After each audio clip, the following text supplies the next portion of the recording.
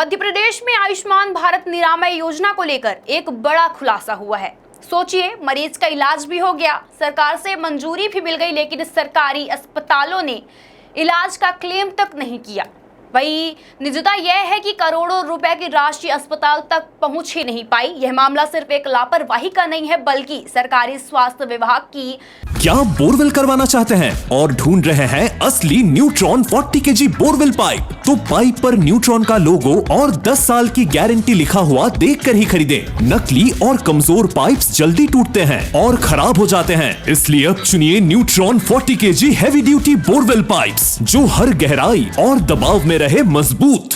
कार्य प्रणाली पर गंभीर सवाल भी खड़े करता है। आखिर जब सरकार गरीब और जरूरतमंद मरीजों के लिए इतनी बड़ी स्वास्थ्य योजना चला रही है, तो अस्पताल उसका पूरा लाभ लेने में पीछे क्यों है? हाल ही में हुई प्रदेश स्तरीय समीक्षा में कई चौंकाने वाले तथ्य सामने आए हैं, जहां रिपोर्ट के मुताबिक मध्य प्रदेश के 375 सरकारी अस्पतालों में कुल 87,351 मरीजों के इलाज के लिए प्री ऑथराइजेशन यानी पूर्व स्वीकृति जारी की गई थी। इसका मतलब यह है कि इन मरीजों को इलाज का खर्च आयुष्मान योजना के तहत मिलने की मंजूरी पहले ही दी जा चुकी थी। लेकिन हैरान कर देने वाली बात तो यह है कि इनमें से केवल 65,928 मामलों में ही क्लेम दर्ज किया गया है, यानी 21,413 ऐसे मामले हैं जिनमें मंजूरी मिलने के बावजूद अस्पताल ने क्लेम प्रक्रिया शुरू ही नहीं की। अगर हम सरल भाषा में समझाएं तो मरीज का इलाज हुआ, अस्पतालों ने सेवाएं भी दी, लेकिन उसके बदले मिलने वाली राशि का दावा ही नहीं किया गया है। वहीं इससे सीधा नुकसान सरकारी अस्पतालों को हुआ है, जहां विशेषज्ञों का मानना है कि यदि इन सभी मामलों में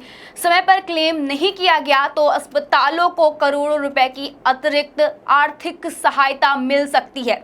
यह पैसा अस्पतालों में नई मशीनें खरीदने, जरूरी उपकरण उपलब्ध कराने या सुविधाओं को बेहतर बनाने और मरीजों के गुणवत्तापूर्ण इलाज देने में खर्च किया जा सकता है, लेकिन लापरवाही के कारण यह अवसर हाथ से निकल गया। हालांकि इसी बीच कुछ जिलों ने बेहतर प्रदर्शन भी किए हैं, जहां आयुष्मान क्लेम प्रदर्शन की जुलाई स्तरीय रिकॉर्ड में सिंगरौली ने शानदार काम करते हुए 63.068 के साथ प्रदेश में दूसरा स्थान हासिल किया है। वहीं अगर हम रीवा की बात करते हैं तो जिले ने बेहतर प्रदर्शन करते हुए 78.95 अंकों के साथ प्रदेश में छठा स्थान प्राप्त किया है। वहीं इन दोनों जिलों को टॉप श्रेणी में शामिल किया गया है, जहां रीवा संभाग की अगर हम बात करते हैं तो रीवा में अच्छा प्रदर्शन किया, लेकिन सतना और मैहर जिला अपेक्षाओं पर खरे नहीं उतर सके हैं। वहीं इन जिलों में प्रदर्शन कमजोर रहा है, जहां वही प्रदेश के कई बड़े शहरों के सरकारी अस्पताल भी क्लेम प्रक्रिया में पीछे नजर आए हैं, जिसमें स्वास्थ्य विभाग की चिंता भी बढ़ गई है। वहीं सबसे ज्यादा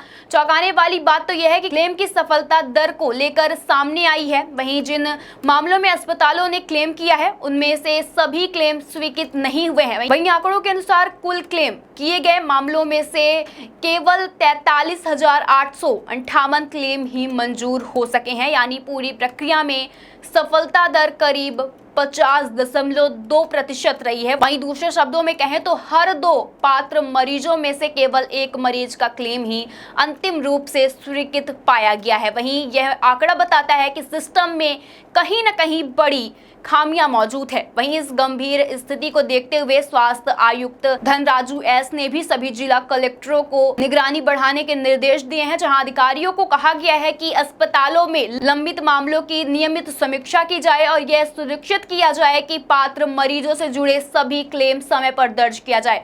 वहीं अगर हम बता दें तो आयुष्मान भारत प्रधानमंत्री जन आयोग योजना केंद्र सरकार की सबसे बड़ी स्वास्थ्य सेवाओं में से एक मानी जाती है। इसके साथ ही पात्र परिवारों को हर साल 5 लाख रुपए तक का मुफ्त स्वास्थ्य बीमा मिलता है, यानी योजना के माध्यम से सूचीबद्ध सरकारी और निजी अस्पतालों में कैशलेस इलाज की सुविधा दी जाती है। इतना ही नहीं, 70 वर्ष या उससे अधिक आयु के वरिष्ठ नागरिकों को भी इस योजना का लाभ दिया जाता है, ताकि आर्थिक तंगी किसी के इलाज में बाधा न बने। लेकिन अब सबसे बड़ा सवाल यह है कि जब सरकार इलाज के लिए पैसा देने को तैयार है, मरीजों को लाभ भी मिल रहे हैं, तो फिर सरकारी अस्पताल क्लेम दर्ज करने में इतनी लापरवाही क्यों बरत रही है? आखिर इन नुकसान की जिम्मेदारी किसकी है? यह सवाल अब पूरे प्रदेश में अब चर्चा का विषय बन चुका है।